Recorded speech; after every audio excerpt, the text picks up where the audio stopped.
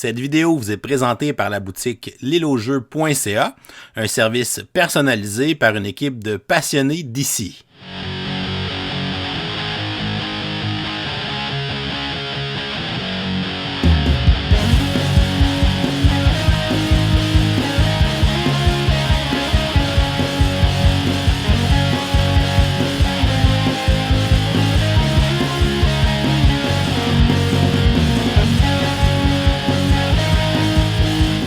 Salut gamer, bienvenue à Professeur Board Game. Je m'appelle David. Moi, c'est LP. Aujourd'hui, on se retrouve pour une nouvelle vidéo top 10 avec nos jeux de placement de tuiles favoris, un style de jeu qui est quand même assez populaire. Oui, je pense que j'ai été avec quelques jeux relativement champ gauche ici. J'ai trouvé ça pas si évident que ça à faire, placement de tuiles. Mes seuls critères, ça a été, bien évidemment, il faut qu'on place des tuiles. Puis, il faut que le placement soit significatif dans la partie. Il faut que ça ait une importance, comment on les place par rapport à d'autres composantes de jeu, par rapport aux autres tuiles qui ont été placées précédemment, etc. Puis la mécanique s'appelle placement de tuiles, mais on s'entend qu'avec le temps, ça a un peu évolué aussi. Des fois, c'est pas nécessairement des tuiles à composantes qu'on va placer pour faire le placement en tant que tel. Ça peut être des cartes aussi. Mais ça revient à une mécanique de placement de tuiles qui est de placer des composantes de jeu les unes par rapport aux autres. Pour faire des fois un tableau personnel, mais des fois un tableau commun avec les autres joueurs. Et les placements de ces composantes-là, les unes par rapport aux autres, vont activer des actions, des pouvoirs, vont donner des points selon certains critères. Donc, c'est pas mal ça. Il y a aussi tous les jeux de polyomino qui peuvent rentrer dans la catégorie des jeux de placement de tuiles. Donc, c'est ça. Il y en a eu beaucoup dans les dernières années. Puis c'est encore un style de jeu qui est assez populaire. Il y a beaucoup de jeux qui ont gagné justement des prix, des Spiel des Jahres des dernières années, que c'était des jeux de placement de tuiles. Donc, quand il y en a un qui gagne, on dirait qu'il y en a plein d'autres qui sont. Il y en a plein qui sortent l'année d'après. Exactement. Donc, on y va avec notre top 10 des jeux de placement de tuiles. Donc, je te laisse commencer avec ton numéro 10. Parfait. Je commence avec le premier jeu qui est un Tower Defense. Ça va être un jeu très, très, très obscur qui s'appelle Sheol. Ça s'appelle S-H-E-O-L, qui est un terme biblique qui est le royaume des morts, quelque chose comme ça, des âmes perdues. Ouais. C'est un jeu, donc, c'est un gros jeu de campagne. Là, la livraison, ça avait été compliqué, ça avait été long avant qu'on reçoive ça. Puis, ultimement, c'est un jeu où tu vas défendre une ville au centre du plateau en explorant un plateau de jeu, puis en te promenant. Mais l'idée, c'est que l'univers est complètement plongé dans une espèce d'obscurité intense. Puis tu vas avoir des actions, tu vas avoir à drafter, tu vas avoir à recruter certaines tuiles, comme on voit sur le plateau-là, puis tu vas avoir à placer ces tuiles-là, puis à les organiser pour pouvoir faire un chemin à partir de la citadelle qui est au centre jusqu'aux différents endroits que tu peux te rendre. Tu n'es pas obligé absolument de passer par ces tuiles-là, mais les monstres sont plus puissants, puis tu as moins d'actions, puis tu perds tes actions plus rapidement quand tu es à l'extérieur de ces tuiles-là. Puis il y a une mécanique où toutes les tuiles sont reliées entre elles, fait qu'on peut aider nos alliés. C'est un jeu coopératif, on peut aider nos alliés avec les cartes qu'on va jouer. Fait que c'est un jeu qui mélange beaucoup de mécaniques, puis j'avais trouvé ça vraiment particulier quand j'ai joué. Son aspect où tu vas avoir des actions, c'est un système de points d'action, tu vas avoir des cartes que tu vas pouvoir ajouter sur tes actions, puis tu as tes actions de tuiles que tu dois faire pour les recruter, puis tu as un certain nombre de tuiles que tu peux porter avec toi. C'est la lumière que tu répètes, une espèce de fusil Ghostbuster lumière. Que tu répètes pour faire un chemin dans l'obscurité. Puis j'ai trouvé ça vraiment mécanique, comment ça marchait. Tu as une rivière de tuiles qui est ouverte à tous. Tu vas aller recruter des affaires dedans. Tu vas remplacer les tuiles par de nouvelles tuiles. Fait que tu vas avoir à réfléchir très, très, très comme il faut parce que tu es assez limité dans tes actions dans ce jeu-là. À quelle tuile tu veux prendre, dans quel sens tu veux les placer, quel chemin tu veux créer pour pouvoir aller faire quels objectifs que tu vises pendant la partie, tout en te créant des chemins pour être capable de revenir rapidement parce qu'il y a des monstres qui viennent vers la tuile centrale, puis que s'ils s'y rendent, on va perdre la partie. Donc, un bon jeu coopératif, un jeu de campagne de type Tower Defense avec plein de mécaniques qui sont mélangées, dont le placement de tuiles qui occupe une place importante. Fait que j'ai choisi Sheol comme numéro 10. J'avoue, je suis à champ gauche. Mais non, ça a l'air assez cool comme principe de jeu. Oui, d'après moi, il montrait peut-être un peu plus. J'ai pas joué tant que ça encore. Là. J'ai fait une demi-campagne. Une campagne, c'est 13 parties, je pense. Fait que j'ai joué 6 ou 7. Puis c'est très, très cool. J'ai hâte d'explorer le reste. Mon numéro 10 de mon côté, c'est mon choix émotif, mon choix du cœur. C'est probablement le premier jeu auquel je pense quand je dis les mots placement de tuiles. C'est la première image qui me vient en tête. Puis c'est probablement la première image qui vient en tête de beaucoup de joueurs parce que c'est un vieux jeu. J'y vais avec Carcassonne, le classique du placement de tuiles. Carcassonne, un jeu qui est sorti en 2000, donc un jeu qui a bientôt 25 ans. C'est un jeu dans lequel on va placer des tuiles pour faire un tableau commun. On va essayer de faire des routes, on va essayer de compléter des villes, on va essayer d'entourer des monastères et on va essayer de faire des points en fermant les différents types de zones. Donc, il y en a qui ont des versions pimpées avec des trucs en 3D. Donc, c'est un jeu super efficace, un jeu fait un gros casse-tête en commun. Puis c'est un jeu qui a quand même un poids important, je trouve, dans l'histoire du jeu de société, parce que, pour ceux qui ne le savent pas, c'est le jeu qui a inventé le terme Meeple. C'est le jeu qui a même copyrighté ce terme-là. Je pense qu'en Europe, il est enregistré, bref. Fait que le mot Meeple, qui était l'abréviation de My People, pour dire, dans le fond, les jetons de ma couleur, donc mes jetons, donc en forme de petits personnages, donc les fameux Meeple, qu'on a utilisés ensuite dans un paquet d'autres jeux.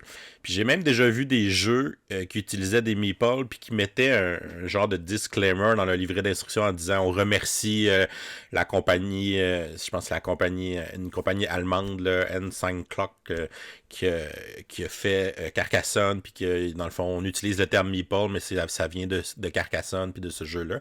Fait qu'il y a certains livrets de règles des fois qui faisaient référence à ça puis qui leur redonnaient leur crédit d'avoir sorti ce mot-là, qui est comme le mot un peu culte du domaine du jeu de société. Donc le Meeple, c'est comme l'emblème, si on veut, du jeu de société aujourd'hui. Fait que c'est quand même assez important.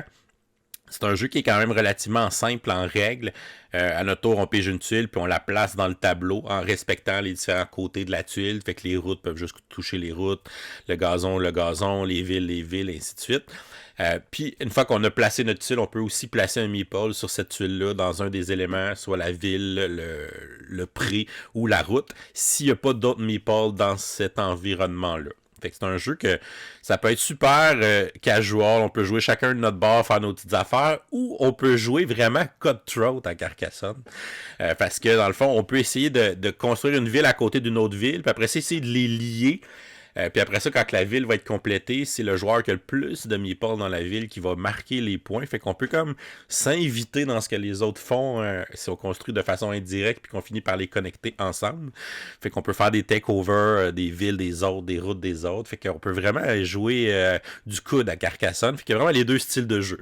Fait que ça va plaire aux deux types de joueurs. Autant les joueurs qui veulent pas trop d'interaction, à ce moment-là, ils se feront pas trop chier, ils vont construire leurs affaires chacun de leur bord. Ou des joueurs qui veulent vraiment beaucoup d'interaction de take-down.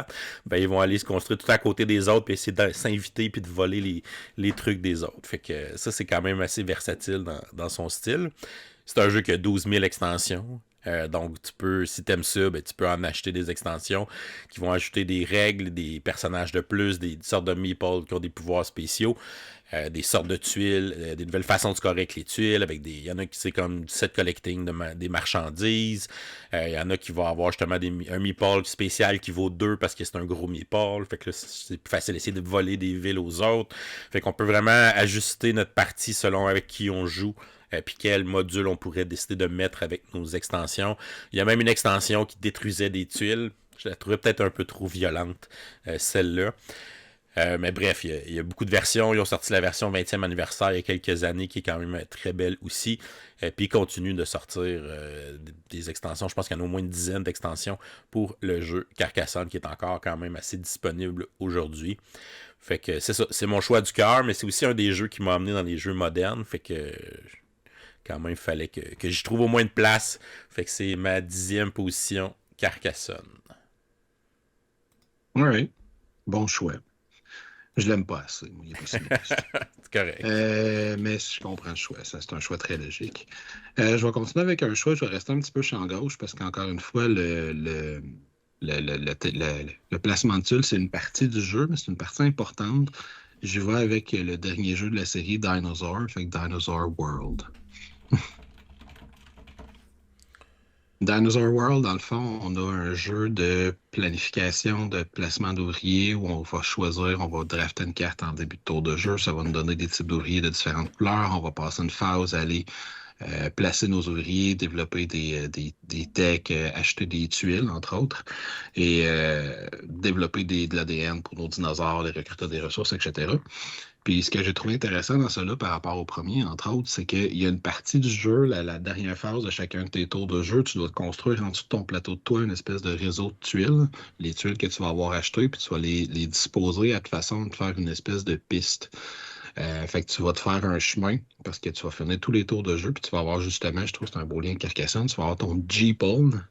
Fait que tu vas avoir un petit meeple de Jeep que tu vas prendre, puis tu vas déplacer, puis au fur et à mesure que tu vas le déplacer sur le réseau de tuiles que tu vas avoir placé, tu vas activer ces différentes tuiles-là. C'est que dans le fond, une fois que tu as construit ton parc, là, les tuiles représentent ton parc à dinosaures. Tu vas promener les visiteurs, les touristes qui passent dans ton parc en Jeep, puis tu dois planifier très clairement parce que tu ne peux pas revenir sur tes pas, fait que tu dois planifier très intelligemment et très efficacement comment tu vas placer tes tuiles, dans quel ordre pour être capable de les activer au maximum dans un ordre qui est efficace et qui t'avantage. Puis tu dois avoir fait une planification préalable parce que tu vas avoir à aller placer des meeples sur ces différentes tuiles-là au fur et à mesure que tu les actives, puis tu vas avoir recruté tes meeples juste dans la première phase de tour. Fait quand tu vas faire ta phase de recrutement en début de tour de jeu, tu dois penser un peu à l'envers en quelque sorte en disant, bon, ben dans la phase de Jeep, je vais avoir besoin de ces deux meeples-là, il faut que je les garde. Ensuite, dans ma phase de placement d'ouvrier, je vais avoir besoin de ces trois meeples-là, il faut que je les garde. Ensuite, là, je peux sacrifier ces meeples-là pour telle raison.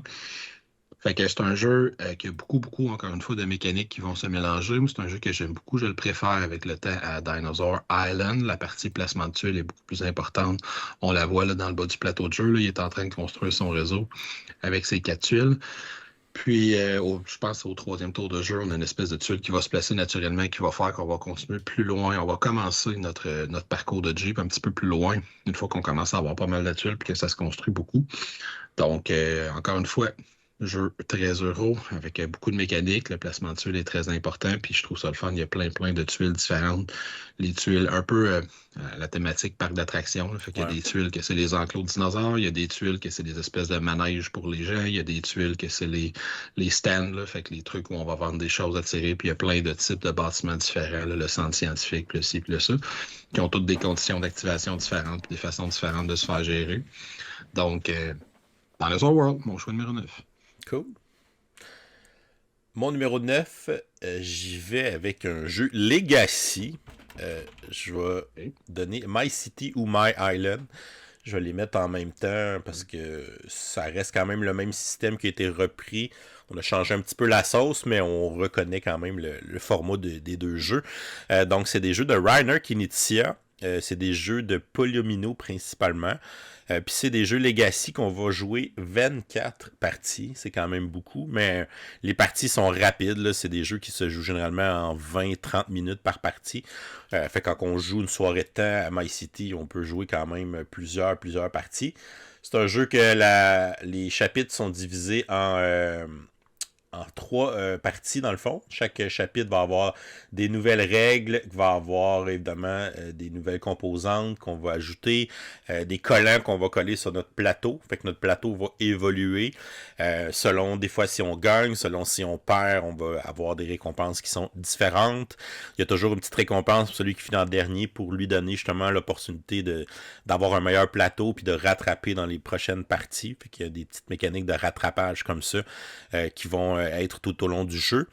Les règles du jeu vont changer au fur et à mesure, fait qu'au début, on n'a pas beaucoup de façons de faire de points, ou il n'y a pas beaucoup de restrictions de placement, alors que plus on avance dans la campagne, mais des fois, là, les bâtiments d'une même couleur ensemble, là, ça va nous donner des points. Fait que là, on va essayer de regrouper tous les rouges ensemble, tous les bleus, tous les jaunes. On va essayer de faire des groupes parce que là, ça va donner des points. À un moment donné, cette règle-là va disparaître, ça donnera plus de points, ça va être d'autres choses qui va donner des points. Fait que vraiment, les façons de scorer vont varier d'une partie à l'autre, puis le jeu va évoluer comme ça. Les façons aussi de ce qu'il y a sur le plateau. Donc, on va acheter des collants qui vont amener des nouvelles règles. On va avoir des fois des pistes dans lesquelles on va pouvoir avancer, développer des choses, gagner des bonus si on avance sur ces pistes-là. On va des fois avoir des objectifs que, oh, si t'es le premier à finir cet objectif-là dans la partie, ben, tu gagnes telle récompense. Fait que là, il y a un petit aspect course qui va s'installer entre les joueurs quand ces règles-là vont arriver. Fait qu'il y a beaucoup de belles surprises. Ça évolue quand même bien. Ça reste un jeu Legacy, je trouve, qui est quand même accessible, parce que souvent les jeux Legacy, justement, il y a beaucoup de complexité qui s'ajoute au fur et à mesure que ça avance, parce qu'il y a beaucoup de règles. Celui-là, on reste dans un jeu qui est quand même très, très léger, très familial. Fait que ça peut être une belle porte d'entrée vers les jeux Legacy, justement. Si vous aimez les jeux de polyomino, puis vous avez peur de jouer un Legacy parce que c'est trop complexe, ben, je pense que My City ou My Island, là, un des deux, pourrait vraiment bien fonctionner là, avec votre groupe de joueurs, là, si c'est quelque chose que vous aimez. Fait que c'est des belles expériences. J'ai fait les deux jeux au complet, donc les 24 scénarios de My City, les 24 scénarios de My Island. J'ai même joué My City 2 fois parce que j'ai fait une campagne sur BGA. Donc, vous pouvez même le jouer sur BGA, la campagne au complet de My City. Fait que vous n'avez même pas besoin de l'acheter si vous voulez. C'est un jeu qui fonctionne mieux à 3-4 qu'à 2 joueurs. À 2 joueurs, c'est moins évident là, côté récompense, parce que le premier fait une grosse récompense, puis le dernier a une petite compensation, mais fait que là, tu sais, au niveau des pointages de campagne, c'est moins serré souvent quand on joue à 2. Fait qu'à 3-4, des fois, il y a une récompense justement de deuxième place, fait que ça équilibre un petit peu plus cette course-là. Donc, des belles expériences en gros pour ces deux jeux Legacy-là que j'ai bien aimés. Donc, My City et My Island, qui serait dans le fond mon numéro 9. Bon choix, faudrait bien que je l'essaye à un moment donné. Je continue avec mon numéro 8. Je reviens déjà à du Tower Defense, peut-être celui que tu t'attendais à ce que je nomme tantôt. Ouais. Fait que cette fois-ci, je vais y aller avec Kingdom Rush. Plus particulièrement, moi, dans celui que j'ai joué, c'est Elemental Uprising, je pense, la fureur élémentaire. La saison 2. Là. La saison 2 là, de Kingdom Rush, mais ce qu'on me dit, c'était 90% les mêmes règles, là, avec des petites différences à cause des failles temporelles qu'il y avait dans la première saison. Fait que Kingdom Rush, c'est un Tower Defense, cette fois-ci très, très, très classique. Là. On va disposer une coupe de tuiles. La façon dont on va les disposer, ça va créer de 2 à 4 chemins qui viennent vers notre quartier général, si on veut. On va disposer dans ces chemins-là, il va y avoir des ennemis qui vont apparaître. Les ennemis sont représentés par une espèce de carte quadrillée sur laquelle les ennemis sont dessinés, sont imprimés. Fait qu'il va y avoir des espaces vides puis des espaces avec des ennemis sur une même carte. C'est des 5 par 5, je pense, les cases. Fait qu'il va y avoir jusqu'à 25 cases par carte ennemie. Puis l'idée, c'est qu'on va tout simplement avoir une phase, une fois qu'on a placé nos ennemis, là, tous les tours de jeu, il y a des nouvelles cartes ennemies qui se rajoutent, puis qui vont passer par-dessus celles qui sont déjà là, puis ils vont se déplacer. Puis si ça serait à notre château, ils vont faire des dégâts en fonction du nombre d'ennemis qui restent d'imprimer, encore visibles sur la carte au moment où ils arrivent sur notre château. Et notre tour de jeu, quand les joueurs sont actifs, tout ce qu'ils vont faire, c'est qu'ils vont déployer des jetons, des cartes de tour sur les différentes cases avoisinantes au sentier. Les tours ont toutes des capacités différentes. Il y a des archers qui vont tirer soit un petit peu plus fort proche, ou peuvent tirer à peu près n'importe où sur la map un peu moins fort. Le machine tire plus fort, mais ils ont certaines restrictions de distance, d'orientation. Fait que c'est important comment on place nos cartes de tour. Et la particularité de ce jeu-là, c'est que tous les dégâts qu'on fait, ce sont des tuiles qu'on va les placer. Fait que un petit côté un peu polyomino. Fait qu'il va avoir le machine, il va faire une attaque en L, l'archer va faire 2 attaques de 2 cases par une case, fait telle sorte de tour va faire une attaque en T, etc. Il va y avoir différents types de dégâts qu'on va faire comme ça.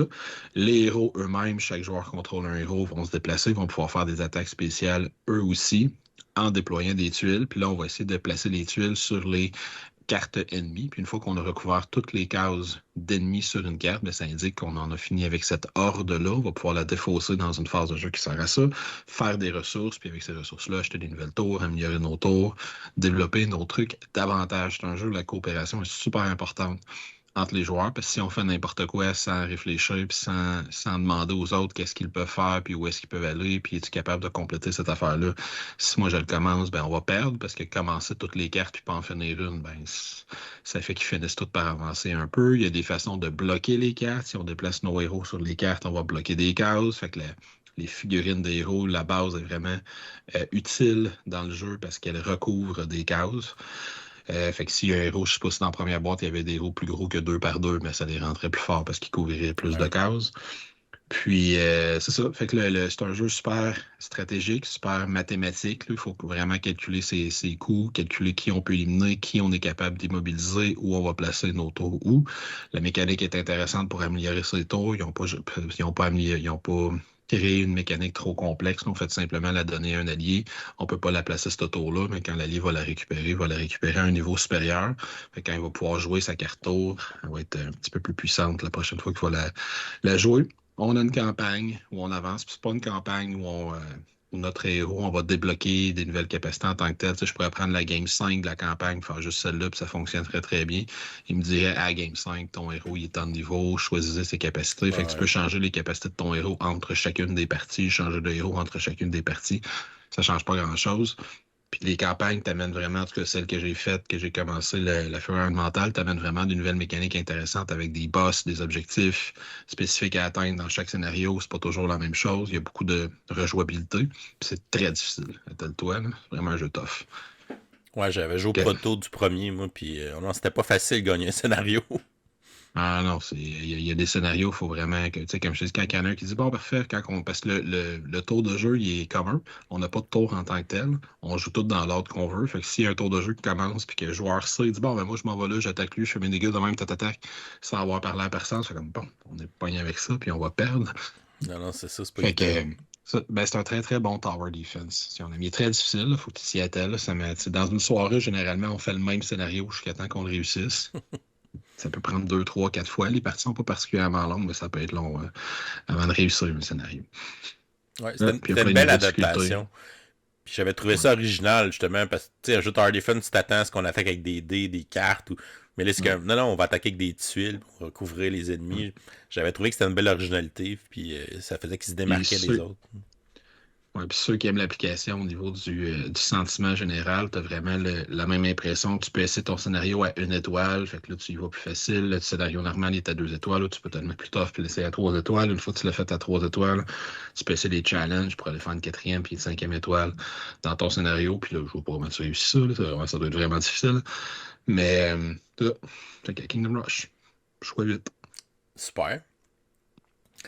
Mon numéro 8, c'est un style de jeu qui est assez commun dans les jeux de placement de tuiles, c'est les jeux de construction de villes. Puis ça aussi, il y en a des tonnes de jeux de construction de villes avec des tuiles. Puis j'ai choisi un qui se démarque un petit peu par son scoring, qui est différent des autres jeux. Donc j'ai choisi Between Two Cities, un vieux jeu de Stonemaier Games. Dans les premiers jeux de Stonemaier Games. Ils ont d'ailleurs sorti une nouvelle édition, une Ultimate Edition l'année passée, qui inclut les extensions et des trucs comme ça pour faire un reprint du jeu. Donc, c'est un jeu qu'on va construire pas une ville, mais 2 villes. Donc, chaque joueur va construire 2 villes. C'est un jeu qu'on va recruter des tuiles, puis on va ensuite les placer dans nos 2 villes. La différence de ce jeu-là, c'est que tu vas faire une ville avec chacun de tes voisins. Donc, tu vas construire une ville avec ton voisin de gauche et ton voisin de droite. Fait que tu vas à chaque tour avoir 2 tuiles, puis tu vas devoir choisir quelle tuile je veux construire dans la ville de gauche, quelle tuile je veux construire dans la ville de droite. Fait que tu vas sélectionner tes 2 tuiles, puis tu vas ensuite les révéler. Puis une fois qu'ils sont révélés, là, tu peux avoir une espèce de phase de négociation. Parce qu'une fois que tes 2 tuiles sont révélées, c'est là que tu vas devoir décider laquelle tu vas mettre où. Mais tu peux quand même jaser avec tes 2 voisins. Puis là, tes 2 voisins, des fois, vont essayer de te convaincre. Hey, viens mettre cette tuile-là, la tuile de rouge, là, dans notre ville à nous autres. Parce que là, on a telle affaire, ça va faire tant de points. Puis là, l'autre joueur, l'autre bord va dire non, non, viens la mettre de l'autre bord. Puis là, t'as une espèce de négociation qui peut s'installer comme ça. Parce que ton but, dans le fond, c'est d'avoir les villes les plus équilibrées possibles. Parce que ton scoring, ça va être ta plus basse de tes 2 villes à la fin de la partie. Fait que tu peux pas juste construire une ville puis saboter l'autre parce que tu veux pas que ce voisin-là gagne, parce que toi aussi tu vas perdre parce que ton score va être pourri si tu sabotes une de tes 2 villes. Fait que tu vas essayer de maximiser le plus possible l'efficacité de tes 2 villes. Puis c'est des tuiles classiques là, dans les jeux de placement de ville. Tu as telle sorte de tuiles, si tu les places ensemble, ils vont faire des points. Il y en a d'autres, c'est de faire une ligne au complet avec ces tuiles-là qui vont donner de plus en plus de points. Tu as des synergies, certains types de bâtiments sont à côté de d'autres, etc. Là, des restaurants, genre à côté des bureaux commerciaux, des trucs comme ça. Fait que tu vas essayer de remplir ces conditions-là pour essayer de maximiser les points. Tu as aussi des tuiles spéciales qui vont te donner des scoring eux autres mêmes selon ce que tu as dans ta ville. Fait que tu vas essayer d'agencer ça puis de former ta ville. Fait qu'on va jouer comme ça avec nos tuiles, on va placer nos tuiles. Après ça, on va faire circuler notre main de tuiles. Fait que c'est un jeu vraiment de draft classique. Là. On va choisir nos deux tuiles, on les joue. Après ça, on change les mains de. Puis on tourne comme ça jusqu'à temps qu'on ait fini la manche. Il y a 3 manches, on fait 2 manches avec des petites tuiles d'une case, puis on a une des manches qui va jouer avec des grosses tuiles de 2 cases. Fait que eux, quand tu vas les placer, ben, ils vont se placer d'un seul coup là, avec 2 tuiles. Dans la nouvelle version, on a aussi des espèces de tuiles sur lesquelles on va mettre notre plateau. Fait qu'on a comme pas nécessairement une grille, je pense que c'était 5 par 5 ou 4 par 4 dans le temps. Fait que là, on a une grille de 5 par 5, mais il y a certaines cases qui sont bloquées parce qu'il y a un pont, parce qu'il y a une structure. Donc, ça rajoute une petite forme différente à notre grille. Fait que ça, c'est quand même intéressant. Fait qu'encore une fois, c'est un jeu super efficace. C'est un jeu qui se joue en simultané parce que dans le fond, on révèle nos tuiles, après ça, on décide, on les place dans les deux villes, puis ça roule comme ça. Fait que, tu sais, vu que c'est un jeu de draft, vu que c'est en simultané, c'est un jeu qui peut jouer en 1 heure, même si on est 7 joueurs. Il ne durera pas plus longtemps que si on est 5 joueurs, que si on est 3 joueurs.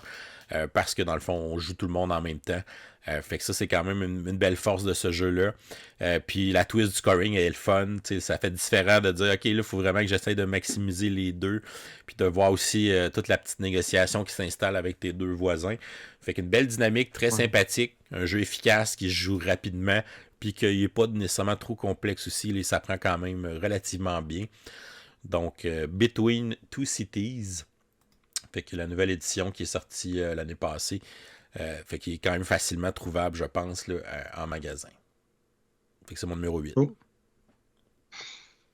Je vais continuer avec mon numéro. Là, on est rendu à 7. Fait que je vais y aller cette fois-ci avec un jeu qui me rappelait le jeu Dig Dog de mon enfance.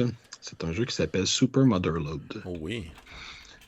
Qui lui aussi mélange 2 mécaniques. Principalement, la première, tu vas prendre tes actions en faisant du deck building. Fait que tu vas avoir différentes cartes qui représentent les différents mineurs que tu vas posséder parce qu'on est sur Mars, sur la Lune, sur une autre planète. Puis on creuse la planète pour pouvoir aller chercher les minerais qui sont sous la planète. Et celui qui va marquer le plus de points va l'emporter, évidemment. Fait que tu vas jouer tes différents mineurs, puis grosso modo, les mineurs vont te donner des actions de drill. Avec ces actions de drill-là, tu vas aller prendre les tuiles correspondantes selon les mineurs que tu vas avoir joué. Puis tu vas aller placer les tuiles sur les plateaux qui sont en dessous du plateau principal. Puis on va aller de plus en plus creux. Puis c'est un espèce de slide en plus, là, ça va glisser. Fait qu'éventuellement, quand on arrive dans le bas du deuxième plateau pour creuser, ben, on enlève le plateau du haut, tout ce qu'il y a dessus, puis on rajoute un autre plateau en dessous, puis on continue à creuser toujours vers le bas. On a différentes règles de placement qu'on doit respecter. Les mineurs vont avoir différents pouvoirs. Il y a des couleurs à respecter. Fait que c'est certains types de cartes qui peuvent creuser dans certaines cases. Il y a des cases avec de la roche, que là, ça prend des bombes ou des mineurs particuliers pour pouvoir aller placer des tuiles par-dessus ça. On va aller chercher différents minerais qui vont valoir de l'argent. Fait que le petit noir, le petit carbone, je sais pas quoi, va valoir 3 $, puis de l'autre affaire va valoir 5, puis 10, puis 15, puis 20. Puis l'argent qu'on va cumuler en ayant placé nos tuiles, on va aller les placer sur des différents paquets de cartes qui représentent les mineurs qu'on peut rajouter à notre deck. Chaque deck est personnel pour chaque joueur. Chaque même marché d'achat est personnel pour chaque joueur. Puis une fois qu'on a atteint la somme d'argent qui est requise par une carte, on va la rajouter à notre deck. Fait que c'est un deck building où tu achètes graduellement tes cartes. Tu les achètes pas d'un coup. Parce qu'à un moment donné, tu as les ressources pour l'acheter. Tu vas mettre ton argent dessus. Fait que c'est tout à fait possible que si telle carte, ça me prend 10 $ pour l'acheter, l'autre, ça m'en prend 10, puis l'autre, ça m'en prend 15, puis j'étais à 8, 8, puis 14. En ramassant 3 jetons de 3 piastres, je les mets sur les 3 cartes, puis je les achète les 3 en même temps. On va débloquer des bonus, etc. Puis tu as quand même un placement que tu dois faire attention parce qu'à chaque fois que tu creuses, tu peux creuser soit à partir de la surface, soit à partir d'un tunnel qui a déjà été commencé. Fait que si je me rapproche de tel endroit, il faut que je fasse attention parce qu'après, toi, peut-être que je te donne accès à une super bonne case. Puis tu vas pouvoir les placer un jeton dessus en plaçant toi-même tes mineurs. Fait que c'est un super bon deck building qui s'explique super bien. avec une belle partie de placement de tuiles qui est originale. Puis j'aime beaucoup, il n'y a pas beaucoup de jeux qui le font, mais j'aime beaucoup l'aspect de glissement dans le plateau de jeu lui-même, qui est une Ouais. grosse tuile que tu tasses, puis que tu remplaces, puis tu continues à aller de plus en plus creux. Fait que ça te donne une belle impression des vieux jeux vidéo rétro, comme ça, là, l'espèce de côté du glissement du plateau. Fait que ça a toujours été un de mes deck building slash placement de tuiles préférés. Donc, Super Motherload. Un excellent choix. C'est vrai que c'est le fun. Puis c'est quand Mm. même original. Ouais, parce que le plateau, il Ouais. est commun, fait que tout le monde creuse dans Ouais. le À même la même plateau. place. Fait que quand Ouais. je dois chercher quoi, il faut que je fasse attention aux opportunités que je donne aux autres. Lui, on creuse tout à la même place. Exact. Mon numéro 7, c'est aussi un classique moderne, je pense, aujourd'hui. Je vais y aller avec toute la franchise King Domino. Ok. Donc, un jeu qui est sorti en 2016. Encore une fois, un jeu qui approche les 10 ans tranquillement. King Domino, c'est un jeu de placement de tuiles avec des tuiles en forme de domino. Donc, chaque domino va être divisé en deux sections. Puis, on va avoir différentes sortes de territoires, dans le fond, là, qui sont dessinés sur les dominos. Donc, on va avoir des prairies, on va avoir des forêts, on va avoir des plaines, de l'eau, des mines. Et on va avoir certaines tuiles qui vont avoir des couronnes. Donc, quand on place des tuiles, on doit toujours placer au moins un des deux demi-dominos adjacents à une couleur identique. Mais la deuxième demi n'est pas obligée de respecter. Là, tant qu'il y en a une des deux qui respecte l'adjacence du même sorte de territoire. On a notre château aussi qui va être là, qui va nous permettre genre, de partir notre royaume. Donc le château, c'est un peu un joker. On peut mettre n'importe quoi autour de lui. Puis après ça, on doit respecter les types de terrain sur un demi-domino pour le reste. Et il y a des tuiles qui ont des couronnes. Puis c'est évidemment les couronnes qui vont nous donner des points à la fin de la partie. Donc les couronnes, c'est des multiplicateurs de points. Donc, chaque zone de territoire va marquer des points égal au nombre de cases dans la zone fois le nombre de couronnes. Fait que si j'ai un territoire avec 8 cases pareilles, mais que j'ai aucune couronne, mais ça fait 8 fois 0, ça fait pas de points. Donc, on va essayer d'agencer ça, d'aller recruter évidemment les couronnes pour maximiser les territoires qu'on a placés sur notre plateau. Et la partie intéressante aussi de King Domino, c'est son système de draft. Donc, on va avoir tout le temps une ligne de 4 dominos. Et les dominos vont être placés en ordre croissant parce qu'ils sont tous numérotés. Donc, les dominos les plus rares sont évidemment ceux qui ont le plus de couronnes ou plus de potentiel de points. Ils ont des chiffres plus élevés. Et dans le fond, quand tu choisis ta tuile là, dans les cartes qui vont être sélectionnées au hasard, tu vas aussi déterminer ton ordre d'initiative pour la prochaine manche. Fait que si tu prends la meilleure tuile, celle qui a le plus haut chiffre, le plus haut potentiel de points, c'est super bon, mais au prochain tour, tu vas choisir dernier, donc tu vas devoir prendre la tuile que personne a choisie, donc le domino restant. Fait qu'il y a toujours une décision intéressante dans ce jeu-là de dire, OK, je veux vraiment celui-là, mais je veux-tu être dernier? J'aurai pas de choix au premier tour. OK, mais celle-là est quand même très bonne pour moi. Je vais être deuxième, ce qui est quand même bon pour mon prochain choix. Parce que je sais que j'attends telle sorte de tuile ou je veux tel type de couronne. Puis que l'autre joueur, lui aussi, cherche ça. Fait que j'essaie de jouer avant lui. Fait que vraiment une belle tension dans le draft, la façon qu'il fonctionne avec l'initiative, puis la façon que les dominos ont été numérotés, ça a été bien pensé. C'est un jeu qu'on peut jouer à deux puis faire la version 7 par 7. On fait un méga royaume. C'est un jeu qui a eu des spin-offs aussi à outrance. Là. Donc, il y a eu King Domino, il y a eu Queen Domino, il y a eu une extension, Le Monde des Géants, il y a eu King Domino Origin, et puis il y a eu Moon River, qui est le dernier qui est sorti dans la gamme, là, qui est un King Domino que tu vas assembler toi-même tes dominos. Fait que tu vas aller recruter des demi-dominos, puis éventuellement tu vas les combiner pour faire un domino, puis ensuite tu vas les placer. Fait qu'on est à un autre niveau, mais j'y vais vraiment pour la franchise. Pour moi, c'est tout le même système de base, c'est tout le même système de draft, d'initiative, le même système de scoring qui est assez semblable. Dans les autres spin-offs, on rajoute peut-être des petits éléments de scoring différents qui s'ajoutent à ceux qui sont déjà de base. Mais ça reste pour moi une franchise, une excellente franchise. C'est un jeu aussi qui a un très bon matériel, des tuiles vraiment super épaisses, Ouais. donc qui perdurent dans le temps. Ce jeu-là, je l'ai emmené je sais pas combien de fois en animation. puis mes tuiles sont encore super belles aujourd'hui. C'est un jeu que j'ai montré aussi à des élèves à l'école qui étaient joués beaucoup. Les élèves, quand ils découvrent ce jeu-là, après ça, ils jouent, ils rejouent. Donc, c'est vraiment un jeu pour toutes les générations, tous les âges aussi. Fait que ça peut être très rassembleur. Donc, toute la franchise King Domino, qui avait mérité à Bruno Catala le Spiel de Jarès en 2016 ou 2017 là, à sa sortie. Donc, vraiment une belle réussite, un beau système, super le fun. Donc, c'est mon numéro 7 des jeux de placement de tuiles. Je continue donc avec mon 6. Je reviens à une thématique de zoo, cette fois avec des animaux plus traditionnels. J'ai été quand même avec un jeu assez complexe. Encore une fois, le placement de tuiles, c'est une mécanique parmi les autres mécaniques du jeu. J'ai choisi Ark Nova, Oh, quand même. où il y a une mécanique de cartes que j'aime beaucoup, une espèce de rivière de cartes on a 5 cartes devant soi qui représentent les 5 actions qu'on peut faire dans le jeu. Quand on choisit une carte, s'il est en 4e position, on l'active à puissance 4, puis après on la remet en première position, puis on tasse toutes les autres cartes. Éventuellement, ces cartes-là peuvent s'améliorer. Et qu'est-ce qu'on fait avec ces actions-là? Bien, principalement, on va aller chercher des cartes d'animaux. Et quand on va chercher des cartes d'animaux, ce qui est très important, c'est on doit les placer dans son zoo. Et là, c'est là que l'aspect placement de tuiles vient en ligne de compte. Chaque joueur va avoir une carte personnelle de zoo. Chaque animal va avoir des règles spécifiques à respecter pour pouvoir être placé. Fait que ça va y prendre des enclos d'une taille minimum. Ça va y prendre des types d'enclos. Ce sont des oiseaux. Ça se peut que l'enclos ait besoin d'être à côté de l'eau. Ça se peut que, il y a différentes règles à respecter.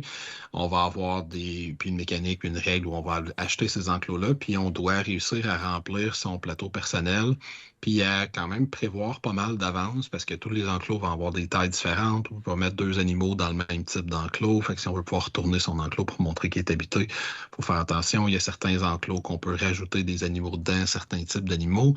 Il y a beaucoup de bonus qu'on va aller chercher si on recouvre certaines cases spécifiques de son plateau de zoo. Fait qu'on a ça à tenir en compte. Il y a des espèces de stands, puis il y a un autre type de jetons, là, je ne me rappelle plus c'est quoi. Là, on les voit les deux, là, le beige puis le gris, qui vont avoir des utilités aussi. Puis, on doit toujours toucher à quelque chose qui a déjà été placé. Fait qu'il faut faire attention, pas trop s'éparpiller. On a des bonus si on réussit à recouvrir le plateau complet en fin de partie. Fait qu'on a ça à penser. Puis, on peut se retrouver avec des situations où on est bloqué parce qu'on ne sait pas garder un espace assez grand pour placer le troupeau de lions qu'on ramasse en fin de partie. On est pas capable de le placer dans son zoo parce qu'on a mal géré son aspect placement de tuiles. C'est un jeu qui est étonnamment, j'ai trouvé assez simple à comprendre, là, à part le scoring, là, qui est là, c'est tout sauf intuitif comment tu scores tes points dans ce jeu-là. Puis la première fois que j'ai joué, j'avais aucune idée si ça se passait bien ou non.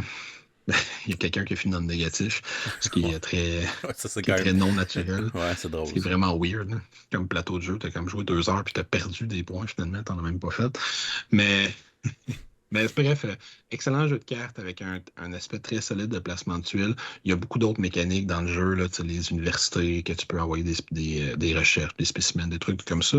Il y a beaucoup d'autres affaires dans le jeu, mais la combinaison entre ton tableau building que tu dois faire, tes cartes, puis ton tile placement, la façon dont tu dois gérer tes tuiles que tu vas placer dans ton zoo, j'ai trouvé que ça faisait un équilibre vraiment unique dans ce jeu-là. Il faut que je construise un tableau de cartes à la Terraforming Mars ou à la Race for the Galaxy, ce genre de jeu-là.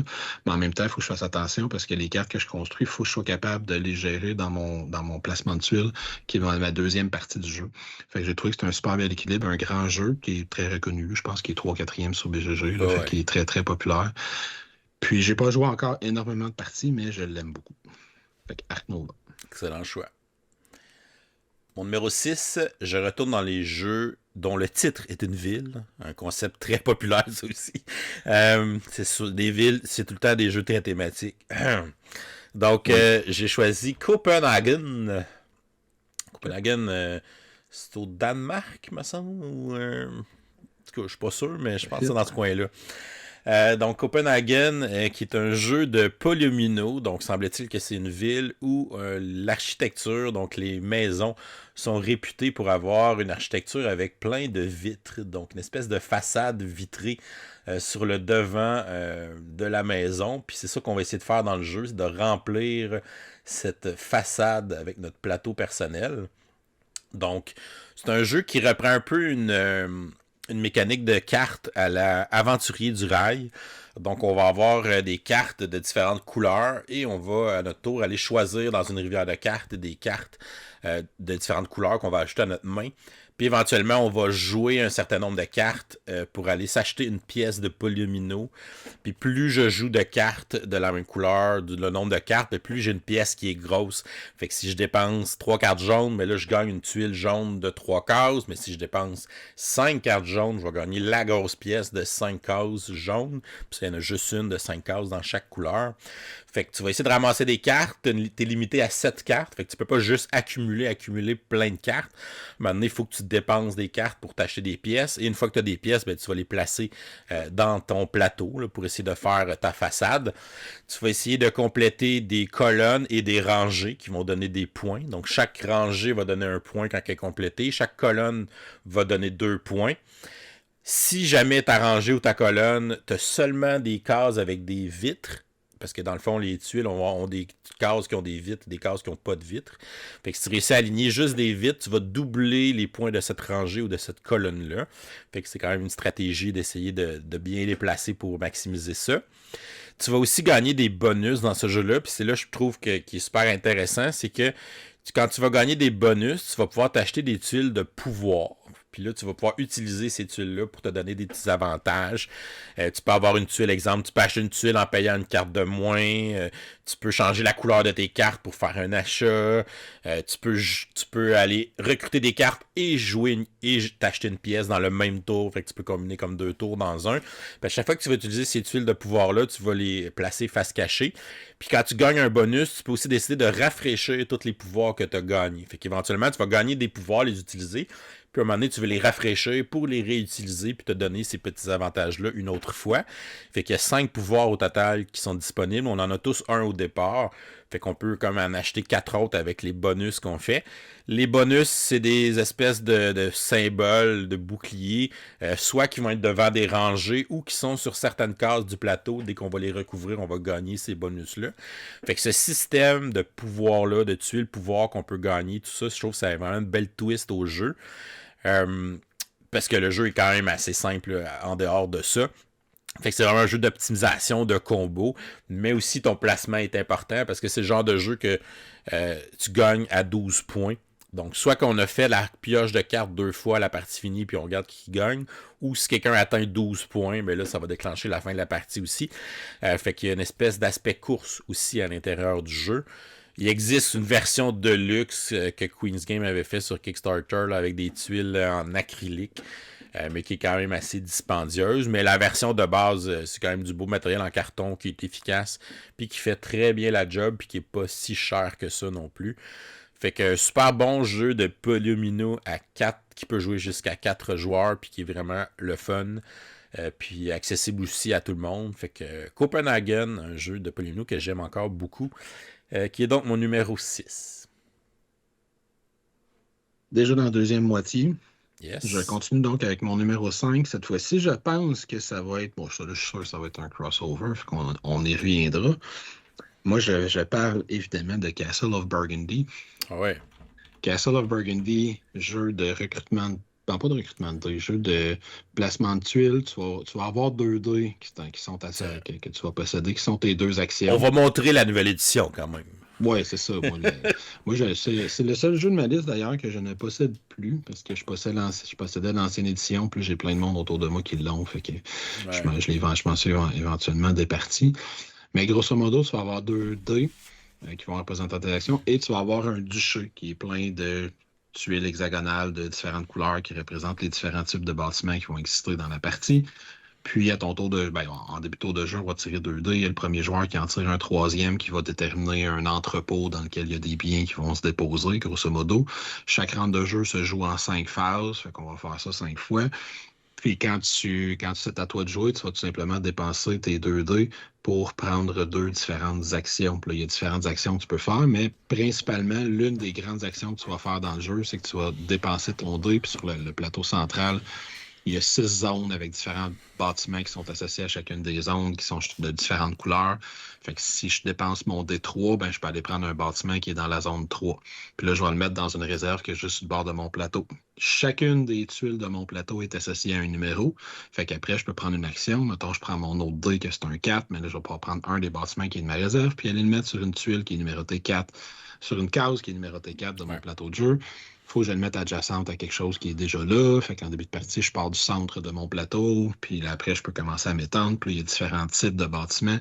Je me rappelle plus tous exactement ce qu'ils font, mais tu as les prés que je vais marquer des points selon le nombre d'animaux du même type que j'ai dans le même pré au fur et à mesure que j'en place. Fait qu'on voit par exemple dans le bas, je pense, je sais pas si c'est des vaches ou des ânes ou des chèvres, chevaux, je suis pas certain. Des chèvres. Des chèvres. Fait que là, la première chèvre que je place va me rapporter 3 points. Si je place un autre 2 chèvres dans le même troupeau, ça va m'en rapporter 5. Si j'en place 3 de plus, ça va m'en rapporter 8, puis ainsi de suite. Il y a des bâtiments jaunes qui vont me donner des pouvoirs spéciaux. Ils ont des bâtiments. Puis chaque bâtiment jaune est différent. Là, fait que je les énumère pas tous. Puis ça peut être des scores de fin de partie. Ça peut être à partir de maintenant, quand tu places une tuile bleue, tu te ramasses un petit bonhomme qui peut changer la valeur de tes dés à chaque fois. Ça peut être un paquet d'affaires différentes. Tu as des bâtiments beige qui sont eux autres aussi différents types de bâtiments, mais je pense qu'il y en a 8 dans le jeu. Ouais, ils ont des pouvoirs instantanés quand ils jouent. Puis ils ont toutes des affaires instantanées, gagnent une action de plus, va chercher une tuile dans telle zone, etc. Ouais. Tu as les châteaux qui sont des bâtiments verts qui te donnent littéralement une action de plus à chaque fois que tu en places un. Tu as les bateaux, tu as des tuiles qui ont un dos noir, qui autres, ils peuvent se ramasser, aller dans n'importe quelle zone. Ben, en fait, ils peuvent avoir n'importe quelle couleur de l'autre côté, fait qu'ils vont venir remplir les différents marchés. Fait que c'est un jeu aussi que quand tu réussis, parce que ta zone personnelle est divisée en différentes zones de couleurs, puis c'est différent pour tous les joueurs. Fait que ça se peut que moi j'ai 4 zones beige de 4, mais que toi tu as 2 zones beige de 5, puis 2 zones beige de 2, etc. Puis quand tu réussis à remplir toute une zone de la même couleur, tu vas marquer des points, puis plus tu le fais rapidement, plus tu en marques dans la partie. Puis c'est un jeu ça a l'air compliqué du même, mais qui est très, très simple à jouer, qui se prend super facilement en main. Tu as juste 2 actions, puis tout est associé avec les chiffres, puis tu peux quand même scraper tes dés pour faire d'autres affaires, aller chercher des petits bonhommes qui modifient la valeur de tes dés ou jouer sur la piste. Je pense que c'est les bateaux qui te permettent de jouer sur la piste de premier joueur également. Ouais. Fait que tu as beaucoup, beaucoup de choses que tu peux faire avec peu de composantes, si tu veux, peu de ressources. C'est un jeu très intelligemment dans la façon dont il va se construire. C'est un jeu, il faut que tu fasses attention pour ne pas te piéger toi-même en prenant plein de bâtiments, mais que tu n'es finalement pas capable de les placer. Tu es obligé de reprendre des bâtiments puis de scraper ceux que tu as déjà dans ta réserve. Ou des trucs comme ça. C'est un grand classique aussi. Là. Il est encore très, très bien classé sur le BGG, probablement top 20 ou top 30. Et j'ai jamais joué à la version Deluxe. L'ancienne version, son défaut, c'est probablement qu'elle n'était pas super visuellement léchée. Ouais, ça l'empêchait pas d'être un excellent jeu de placement, pas placement de dés, mais placement de tuiles, avec un système d'action simple et efficace. Je sais que David, il l'aime beaucoup, il l'avait mis très haut dans son top 100 la dernière fois. Oui, tout à fait. Mais oui, c'est un jeu que j'adore. C'est un jeu que je me tanne jamais de jouer à ce jeu-là. C'est tout le temps la façon, justement, le puzzle de ta partie.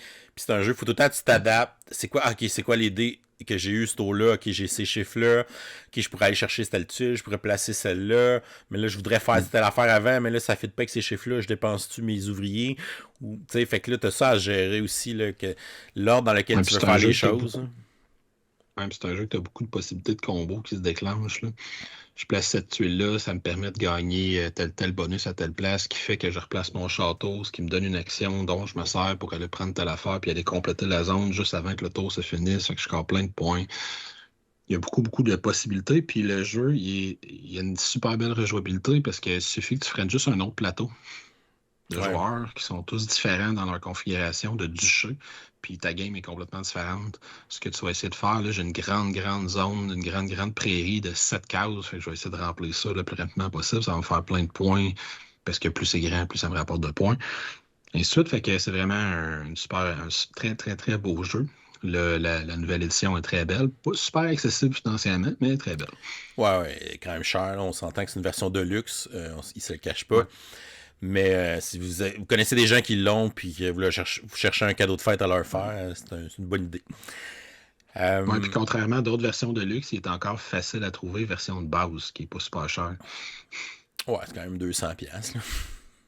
Non, mais ce que je veux dire, c'est que contrairement, mettons, à d'autres jeux de luxifiés, la version de base de Castle of Burgundy existe encore, là, que tu peux trouver une quarantaine de dollars. Là. Ah Tu oui, n'as pas toutes les tuiles de luxe celui de dans ce 2019. Là. sens-là. C'est ça. Ouais, puis il doit en avoir une tonne sur le marché de l'usager depuis que cette version-là est arrivée. Ouais, exactement. À 20$ d'après moi, un usager. Oui, c'est ça. Fait que, ouais, excellent choix. Le placement de tuiles est quand même assez important dans ce jeu-là, parce que autant par les pouvoirs, autant que la façon que tu développes ton plateau au fur et à mesure que la partie avance. Fait que moi, mon numéro 5, c'est aussi Castle of Burgundy. C'est Pas pour vrai. un crossover à la même place, c'est quand même drôle. OK. C'est probablement mon jeu favori dans toute ma liste, mais je l'ai mis cinquième parce que le placement de tuiles, ça reste quand même... C'est pas un jeu purement de placement de tuiles. Il y a quand même d'autres choses, la gestion des dés et tout ça. Mais je voulais quand même faire une place dans ce top-là. Puis c'est ça. C'est pour ça que je l'ai mis en numéro 5 là, pour toutes les raisons qu'on a énumérées. Donc un excellent jeu qui défie les années, encore une fois. Puis qui est super le fun à jouer. Fait que numéro 5, Parfait. Castle of Burgundy pour moi aussi. Super. Bon, ben, j'arrive dans ce cas-là à mon numéro 4. Ça va passer rapidement le numéro 5. Numéro 4, je vais avec un jeu, encore une fois, de construction de ville.